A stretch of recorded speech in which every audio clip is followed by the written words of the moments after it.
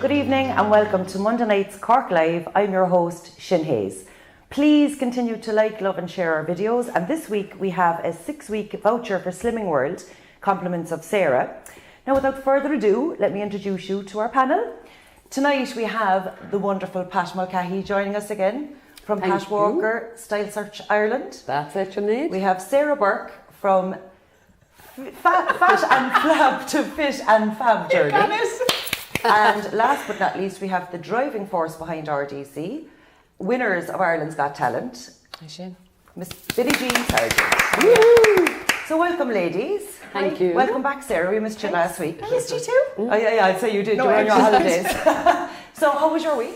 Good. I was away last week and then we came back and to be honest, as most people on social media will know by now, I've taken a step back just for this week. I took too much on, so I've just decided to mind me for a little bit and take 1 week out of social media, posting on social media. I'm still scrolling through, watching everything else and keeping Of course, that's not officially a break, yeah, Sarah. no, No. but I've taken a break from having to take pictures of my food or having to do motivational things and just motivate myself and get myself back in the zone, because I did gain 4 pounds last week. Half knew where it came from, half didn't. I knew where it came from. So I just need to get myself back in the zone. So I suppose this week was just Sarah just took time to mind herself. That's what I'm doing. Refocusing. She's refocusing and she's going for a 6 pound loss on Saturday. So that's what she's doing. Wow. Oh wow. Yeah. You'll have to keep us posted on that. I will. Pat, how did you get on this week? I had a very quiet week, except my highlight of the week was With the me. RDC party at the Middleton Park on Friday night. Thank you, Billie Jean, for the invite. We were delighted to have you there. It was a great night. I it was had lovely. great fun. Other than that, it was an easy week. Not much work really, so I had a lot of catching up housework. I'd like to say I got the housework done, but I didn't. I was out and about with the kids. I was using the sunshine as an excuse, you know. Yeah. Oh yeah, we'll go for a walk. Unfortunately, done no, later. my house, the sunshine showed up every window. Do you know what I mean? very annoying, isn't it? Yeah, the dust What and I the do is dirt. start wearing your sunglasses indoors. You don't see anything, then you don't see anything. I should put on a mask. But Just it was a lovely night, Billie Jean. Oh, Again, as I introduced you as the driving force behind RDC, huge congratulations. thank you. Thanks so much. Like, you know, we've made Cork so proud, Yeah. so proud, so proud. But tell us where it all began, RDC. Well, the Rhythm Dance Company, it started up once I finished dance college. I started up in the early 90s in Middleton. So I just opened up a small class. I actually got my mom to get her friends to come to a small little room in the convent, the old convent schools. There was about 15 of them. They would have been in their mid-30s, or mid-40s at the time. So I started off with them, and then they brought their kids to the dance class the following week. And we did an adult class 1 week and a kids class, and it just started then from there. And I started opening up dance classes all over Middleton then in different schools, and it just took off. I was very lucky though, because I was one of the first in the area to get trained professionally as a dancer, because back then you're going to be a what? You know, when you said you wanted to be a dancer. And I said, yeah, I want to be like the kids on Fame, I want to teach dance, I want to perform. So I went for it and it just took off from there really, and I built it up over the years then. And then fast forward to October 2017, Yeah. I believe he secretly entered Ireland's Got Talent. I didn't even tell the team, you know. I just sent in a clip of a video of a performance we did last year in the Opera House. And I didn't think much of it because I was toying between the Late Late Toy Show and Ireland's Got Talent. I said, what'll I go for? Because I've got great musical theatre kids as well in the school, you know. Yeah. I said, look, I'll stick with what I really know well and I'll just go with RDC and see how we get on. But I didn't realise at the time there was about 31 of us in the clip, in the video clip. So I said I'd send it in, and then on the 10th of October, which was actually my dad's birthday that day, so it was a special day to me, and phone rang and this really excited Dublin girl, hey, is that Billie Jean? What's your real name? I'm like, Billie Jean, Billie Jean, because I'm just plain old Billie Jean, like, you know what I mean? It doesn't matter what my name is. Well, with a name like that, now you were destined I for know, stardom. my mother always said that I gave you the right name. Mammy takes credit for that, like she gave me the right name. But yeah, she said they were very impressed with the video clip and would I come up for a producer's audition. So then I knew I had to tell the people that were in the actual clip. I sent it in for an audition, so I gathered them all together. I told their parents first, because I said, look, before I tell her or him, I need you to know that this is going to be a big deal. If I'm going for this, I'm not going in to be made a fool of or to be made fun of. If I'm putting a team in, we're going to do it well, you know. And I said, it will cost money and it will be time consuming, but all the parents straight away were on board immediately. So we told the kids then in the afternoon, and they were thrilled, like. It's a huge achievement. Huge achievement. And we just started working straight away then on the piece to get together for the producers' audition. We only had a month. So we got that piece together then. I took pieces from what we did last year, you know, and recycled them, did a new edit, because the piece could only be 2 minutes long. And we went off up to Dublin for the producers' auditions. We flew through that. And then into the judges' round. The next round was the judges' auditions, which meant we'd be in front of... That must have been hugely exciting, meeting the judges. Unbelievable. Even for me, I was like a child. Yeah. You know? I can imagine. Because you do. You get starstruck, like, you know? You see Louis Walsh and Denise Van Outen, and I was always a big fan of hers, you know, for performing arts. She's beautiful. Gorgeous. She's like a porcelain doll, you know? And she is a lovely person. And Jason Byrne was a howl, you know? And, of course, Michelle Visage, we were just like... you know, she was amazing. And in fairness to the four of them, no matter how much of a celebrity status they have, they were really good to us, really kind to us, you know. We were lucky though, you know, we didn't really have, there was not much room there to take the mick out of us. We were good in round one. Were very good. They were ready, you know. Fantastic. Yeah, they were good, like. Yeah, and I think that I saw in a few of the tabloid interviews that Michelle Visage was almost a unanimous favourite amongst your team. Yeah. Why so, or what was so different? Well, she loves the Janet Jackson flavour, you see, because I do a lot of Michael Jackson and Janet Jackson edits. I love their music, and that's what I grew up with, and that's where Rhythm Dance Company really stemmed from, you know. So once she heard the music and saw the edit, she could see straight away that I was a Janet Jackson fan, and she loves Janet. She's friends with her. I was like, you're friends with her? Oh my God. Did she introduce us? She said numerous times on the mic, which they didn't show on air, Janet needs to see this. And I'm like, yeah, no matter. Sure, no problem.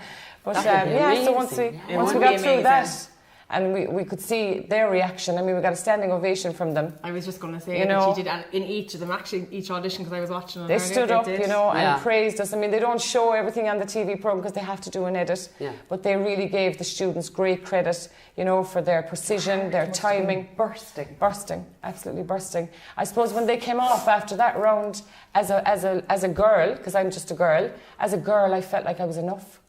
Because, you know, you're always worried as someone's teacher, you're putting them out there. I wasn't even there with them. I was at the side of the stage. And that's the first time they performed without me. Because I had chosen not to perform with them. Like, Pat, you had seen me perform with them. I have seen you perform, you know? Yeah. And I'm always in the centre, and I kind of carry them, and they, you know, and I said, I can either be the coach or the performer for this. I knew I couldn't do both, I'd burn out.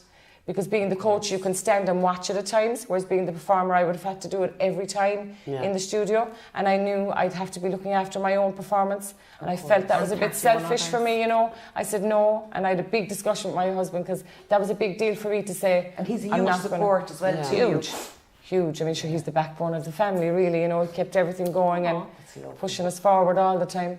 You know, it was an amazing experience, though, getting through to those judges' rounds and knowing then the next stage was deliberations, so you could visualise the Britain's Got Talent programme, and you're kind of knowing where you're at then. Yes. You're like, oh, I've got to get this together here. It must be surreal though to be part of it, and then, because even when I was watching, I was going, like, even though it's Ireland's Got Talent, I was like, that's exact same as the exact same. And they're only from down the road. And they're only, you know what I mean? And it's like this person that just literally lives down the road went and won this. It's amazing. I think it's amazing anyway. Yeah, thank you so much. It is. It's a huge achievement for them. Like, it's huge. And was it still a secret? Up to what point was it a secret? It was still a secret back then. I mean, the judges' auditions were the 4th of December. And then you every act, there was 140 acts. From October now to December, and October, it's still a secret. Call, 4th of November, producers' auditions, 35 of us up on the secret bus. That's 5 o'clock in the morning. Keep a secret though, 35 people for that one person to leave it slip. Yeah, I had to explain to them what would happen, that no matter what footage was filmed, we would be pulled from the competition if it came out that we were on before it was aired. So we had to keep it a secret till February. You know, but it's I suppose it's logical, because when you watch Britain's Got Talent, you didn't know about any of the acts. Of course. You didn't know about diversity, you didn't know about Susan Boyle until you saw them on your screen. But with the 31, I knew it was a risk, but they loved it so much. They were so excited about the prospect of what they were doing. Exciting. Yeah. It was a secret that they had that to themselves and got to enjoy the whole process without having to share it with everyone else. Yeah. And we had some fun with it too. I mean, I said to some of the smallies, if I hear your granny finds out about this, I'm telling you now, because your granny will be down the town, she'll be telling everyone all the news, you know. But you must look like a right lunatic running through pennies, looking for your 31 You should have seen us at pennies. I tell you what, were we like, girl, and the bags were burning. bursting, but in fairness, they were great. The staff in Pennies in Cork were just outstanding. Yeah. You know, they were brilliant to us. I came in because you can't get an age 10, or wouldn't I say 10? You saw Alex in the front. Yes. She wears age 7 to 8 stuff. Yeah. So then I've got my boys, the men on the team, who are wearing large men's. So you're trying to find the same shoe for a 10-year-old as you are for a 19-year-old. And I was like, ring China. I said to Primark, ring China, wherever they're coming from. But we managed it, you know, between all the shops around the city and stuff, we managed to get the 31, and we were wearing Penny's best all right for a good few parts of our costumes, like, you know. Nothing and what like were your bus journeys like between October and Well, while it was December. a secret, they were unbelievable because we really had to keep everything close-knit, you know. Once the judges' rounds were done, I mean, we got back on the bus, we were hyper. We got to ring our families, you know, and that we got through, and those that weren't in the audience, because we brought about 130 people with us for the judges' rounds, because that's a live audience. But then everyone in the audience had to sign a release form to say that they wouldn't tell anything about other acts that were on also. Right, okay. Because that was the show that you saw, the first show you would have seen back in February, was filmed in December, you know. It's brilliantly done. It's very well run, and in fairness to Kite Entertainment, they were brilliant the way they ran it all. You know, they kind of built us up to a point where there's no way you'd say anything anyway, because you just want this so much. You know, you don't want anything to no, take it you from don't. You. And was it above in the Helix, or am I wrong? There was a few different venues, but the live shows were the Helix. Yeah. There was a few different venues before that. We were told that after the judges' round, we got the 4 yeses, but that's not a guarantee that you get through to the live semi-finals. There was another round then. There was a phone call round, so there was 140 people then waiting. We got from 9,000 to 140 at this stage. Because I was wondering a while ago when I was looking at because as I said, I don't watch telly, so when I was watching the auditions, I was going, how do they narrow it all down? You know, the way you with normal shows, so that's obviously what they do. They narrow it down. Yeah. Okay. So 9,000 applied, a certain amount get through to producers' auditions, a certain amount get through to judges' rounds. A lot of acts. A lot of acts, Oh my goodness. And then you have to wait for a phone call. So we had the audition on the Saturday, I think, and then we had to get the phone call on the Monday, and if you didn't get the call, that was the end of the road for you. You just didn't get the call. Oh, God. So I was traumatised because I was saying the kids, they were all in school. Like, so there was no closure, you just didn't get a call if you weren't through? No, that was it, yeah. That's all. That's how they have to run it, though, in fairness. There's so many people. You nearly still want someone to ring in and say, look, you were very good, but I know. But they did that with us above there. You know, we did get treated very well up there. Now, I know some people had negative experiences, as you do in everything. Yes. But we had a fantastic experience, you know. I think with regard to the fact that we 31 kids with us, they must have been, when they read the form, they must have thought that they need an extra creche or a play school. I'm not just saying it, but my team were the most well behaved up there. You know, they probably expect us to be mental. Oh, they're lovely kids. After meeting them now Thursday night with Pat, they know when to stop. They know. I mean, they can have their fun. Respectful. They are of each other but you and know, of you. We're Cork people. That's what we're like. That's how we roll. You know, I've seen that across the board in my years of teaching. That's what it is. That's how we roll. You know, your kids know when to behave. Listen, your kids are entitled to be a little bit bold at home because they're at home. Yeah. But I've always said to my gang, never at school and never at an event. Any other time is okay because you're a child, you know. And we took that on board with the team. So we had to wait in the phone call then. So then I had to tell all the parents in the group, the phone call is coming today. It's supposed to come today. If it doesn't come by 5 o'clock, it's a no. 2 o'clock. I was like, here was me 9 a.m. I had the phone in my hand. Don't ring my phone for the day. Yeah. The doorbell rang. I thought it was the phone, you know. About 2 minutes past 2, the phone rang. I didn't even say hello. I screamed because I knew it was her. It came up, Ireland's Got Talent, you know. And I just screamed on the phone. And then when I finally calmed down, she goes, Billie Jean. I was like, thanks so much for ringing. And then I was able to tell them all, like, you know. And then that meant we were through to deliberations. So we still weren't through to semi-finals. So we then achieved deliberations, which is when you see it on TV, all the pictures, the photographs of all their favourite acts, the acts that got through to deliberations are on the table, and then they narrow that down to... So was that the first time you met the judges then? In deliberations, which was the 15th of December, yeah. Oh my God. Yeah, so this was around the 5th of December. We got the phone call to come back up 10 days later to find out if we had gotten through deliberations or not.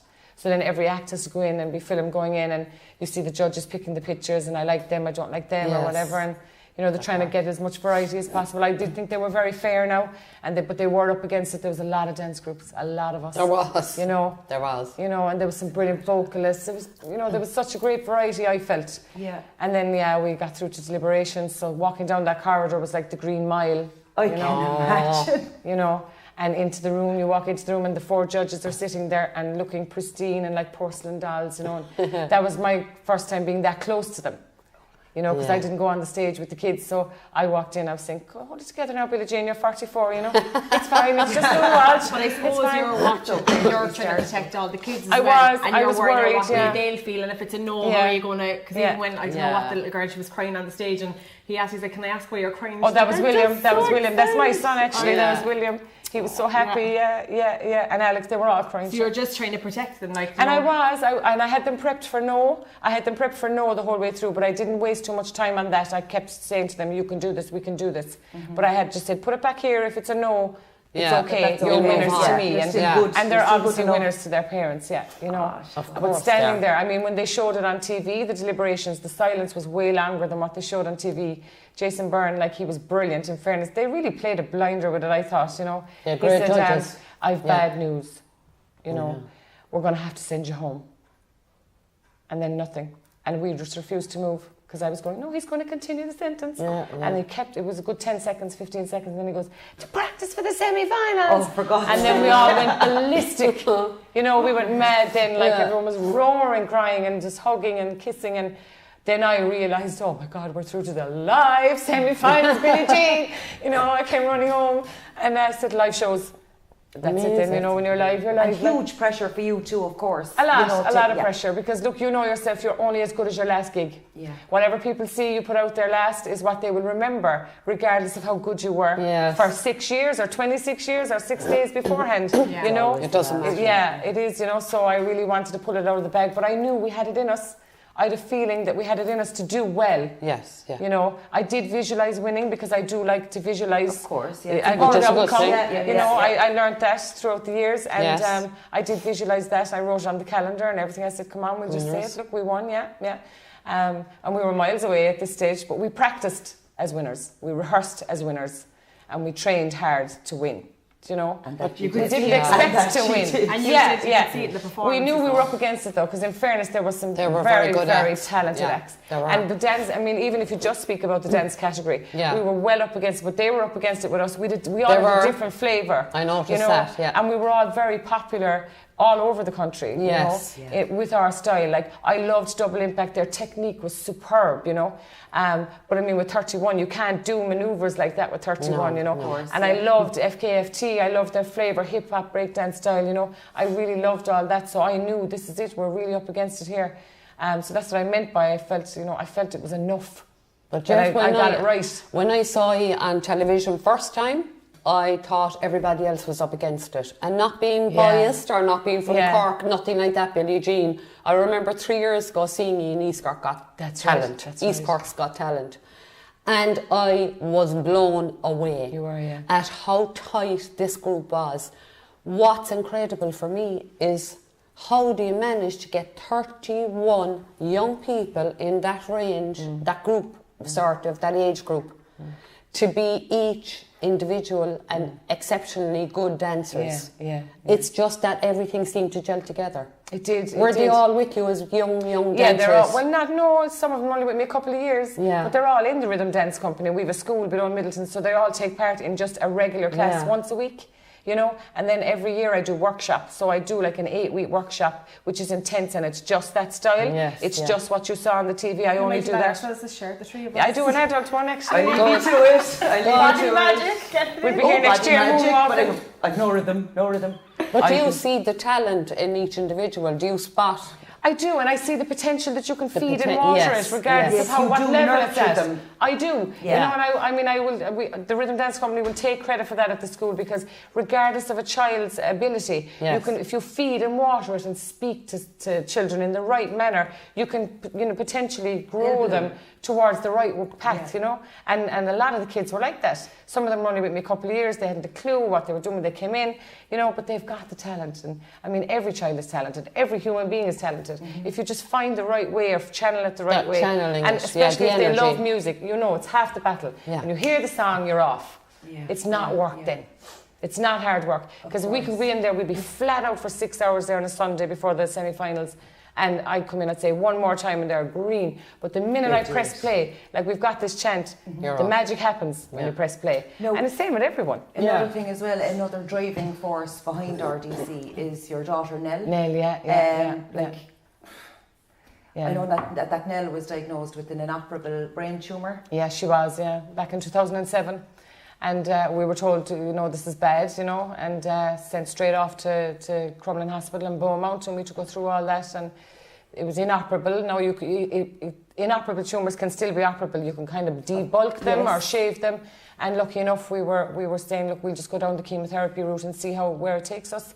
I had gotten second opinions from the States. It was a brain tumour, yeah, wasn't it? It's behind the eyes, and it's wrapped around. It grew from the optic nerves. So when she was diagnosed, we didn't even know she was blind in the left eye completely, irreversibly, and we didn't even know it as her parents. And how old was Nell at the time? 3.5 when she was diagnosed, So she was diagnosed with it, and we started chemotherapy within a few months. Massive brain tumour now. And she did 82 weeks of chemo when she was 4. Wow. They go by weeks up there. It's a specific protocol. But between Crumlin and the Mercy, I mean, the Mercy in Cork were second to none. Obviously, we preferred there because it was 10, 15 minutes up the road, but not just because of that. It's just so homely up there. And the nurses are outstanding, So they looked after us. And then luckily enough, the tumour shrank. It wasn't gone. It shrank to about half its size. And we had stability then for a year. And then back on chemo again. Just the year she was getting her communion, she had to go back on it again. Yeah, it was tough. Back on, done another year, so that was in 2011. And that stabilised it. We didn't get shrinkage, but we didn't get growth, so you have to kind of learn to be okay with that. And it stayed the same then for 5 years. So 2 years ago, we got to annual scans, whereas we had been every 3 months, every 6 months, every 9 months. Yeah. And then 2 years ago, we got to 12-month scans, which every oncology patient hopes to get to. It's a dream. It's a dream to get to the 12-month scan. And she's a beautiful young girl. She's a dinger. She's beautiful. And she's mad so for road much now. Energy and she's what? Mad for road now. Well, that's the age. 14 now. I have a 15-year-old and you know she knows everything. But it's beautiful to see her like that. It is, of because course. I mean, there was times we had to corner her when she was young. She had a big tube coming out of her chest. She couldn't have a bath or a proper shower for a year and a half because you've got this central line coming out of your chest. Because when you're a child, you're too young to let them put the chemo in the veins. So you have to let it go through the specific tube in the chest. They call it the central line. The Freddy. But it's not a simple old Freddy that you get in the hand. This is the tube. And it has to be dressed and it has to be taken care of. So she had a lot. I mean, any paediatric oncology Billie Jean, patient how has to go through hell. Like for other people there, and there are similar, very serious situations for children, and it's devastation. I mean, obviously it takes you time to parents take that we nearly died, Pat, we nearly died. I can imagine. How do you then tell a child like at 3.5, they're so young, they don't really understand. They know they're sick, but they don't understand. When does it come to a time when you say you actually have an inoperable brain tumour? Well, when she was 3.5, I just said to her, look, they're after finding a little spot behind your eye, like a hive, because she knew what a hive was. Okay, I said, there's a little spot behind your eye, and they need it to go away because it could make your right eye very bad. So I said, the way you can't see out through your left, and she was able to tell me then, I can't actually. Once it was diagnosed, no, she didn't know. She never thought to explain it because she grew with it. Okay. Because I think when your mom explains something to you as well, you don't doubt your mom. You don't. Ever. You and don't. especially as a child. When they're 14, 15. Different story. I've learned that. As little children, like if you tell them the sky is purple, they don't question it because you're their mother. So I didn't mention cancer now, and I didn't mention the word tumour at that age because I felt she was too young to own that. Because she would have only been hearing about someone's granddad who died from cancer. That's right. At that age, that's all you know. So I didn't want her to own that. So I just said a spot behind your eye. And also, the tumour never made her sick. Let's make that clear. It never made her sick. She had no headaches, no vomiting, no nothing. Only a little bob in her eye. Quite scary, Very scary, So she just had a bob in her eye. And then I was worried if I told her that the chemo would make her sick, that she wouldn't sit there and take it from me, where she would have to sit and take it and be hooked up. So I said, the tumour it will make you sick, or the spot behind your eye will make you sick if we don't let the doctor give you the medicine. So she never knew really that it was the chemo was making her violently sick. She almost died, oh my God. Because when you go through chemo, they literally have to, they take it to the edge, it's a nasty, nasty thing, but it works. Yes. It works. With the right, it's proven. With the right package together, it works. And Nell was a clinical trial. When I heard the word clinical trial, I didn't like it because I didn't have enough people to stand in front of me and say it's going to she's work. fine 20 years later and she can now have children and she's married and happy days, and then I would have been fine. But we'd no one. When I heard clinical trial, we thought of monkeys and rats. That's all we could think of. As a parent, because this was all new terminology to us. You want to know it's going to work and it's going to hit the spot and that your child, as you say, is going to be fine. Exactly, And then at the same time, you're willing, obviously, seriously to take a clinical trial at some Absolutely. point. It was aren't our you? only option outside of surgery, you know. Yeah. So we went for it and we had to sign the forms or whatever, and we went for it. And I'm really glad we did, you know, because it worked for Nell. It stabilised the tumour. And then, like I said, we got to annual scans 2 years ago. And then in the middle of the secret IGT journey this year, right, it was December, and we had a scan in January. I was sick now because I said, this is it now. If it's growing, we're screwed. And it's going to ruin everything for Nell. It's going to ruin everything for the team. And we went up, and now we're in this journey 11 years, right? And Nell's tumour was smaller. It shrunk on its own. That's we went up to Crumlin in January, coming back to Middleton, coming back to Cork, like, you know. Yeah. And when we went in, our Dr. Kepper, he's amazing. He was able to say to us for the first time, the tumour is smaller. You know, my goodness. with no treatment. I just like, that's miraculous. It was a miracle, isn't it? And it was a collaboration of medicine, alternative, brain training attitude, and, you know, prayer. Yeah. Prayer. I do, like, it doesn't have to be the Catholic way, lads. I'm just a very spiritual person. I mean, we were raised to bow down to the priests and all that jazz and the teachers, that they were always correct. We now know that that's not the norm, and that we're all just human. So, but I used to pray to people. But you have to have belief. You have to believe. Heaven is definitely real. Heaven is real. You know, my dad died 17 years ago. I know he's in heaven watching me, and I know I'll see him again. With you on that. I know you have to believe in that, and you get little signs of things. I got so many signs. I got beautiful, immaculate white feathers on Nell's runners that couldn't have been put there by anyone. I got them. You know, but I pray to Saint Anthony. Oh my God. I pray to him. I was pregnant, and there's a church, we were only talking about this on Sunday in Brian's house. There's a church in town, I don't know what it's called now, it's down the side street by Centre on Grand Parade. And when I was pregnant, I worked in Boyle Sports, every single Thursday I get paid. Every single Thursday I'd get paid, and I'd take out my wages and I'd go up with a fiver, and I'd be saying, St. Anthony, mind this now for me this week as a fiver. And then some weeks, because I was buying the buggy, I might have had the fiver to put in, and I'd been like, feel bad. Sorry, no, but like the double next. But I would be that. No, I definitely believe in him. But I asked him to find the good scans for Nell. That's what I said. When you go away now, I said, and find the good scans for Nell. And I'm praying to him for about 3 years for that. And then everyone used to say to me throughout the years, pray to Padre Pio. And I did. And then I got fed up because there was nothing happening. This was years ago now when she got diagnosed first. We want answers, we want signs. My husband will tell you, I went into the church one day, I was going on my own every day. I'd go into 10 o'clock mass in the morning. I'd have all the old women from Middleton with me, and they were fabulous. But they kept me going. You know, they kept me sane because they were praying for her. So I could do nothing else. I could only mind her and pray, you know. So I did one day, and I was saying, Padre Pio, I said, come here, I'm praying now to Padre Pio's mother. You go find your son, please. I'm a mom, I said, you're a mom. Would you please go find your son and just ask him to spend 1 minute on Nell, you know? And I got shrinkage, but no treatment. So I do believe in that. And just before we finish up as well, because we are out of time, unfortunately. So quick. I know, it flies by. So am I, and I'm so sorry. I'm so sorry. I didn't talk to him for too long. But there's another lad, Aaron, needs help at the moment. Aaron needs a lot of help at the moment. Fanta was here last week, and could you tell us about his event on Mark Saturday? Sullivan, Fanta, is going to do an amazing walk, and he's going to be leaving Shanagarry on Saturday morning, the 28th of April.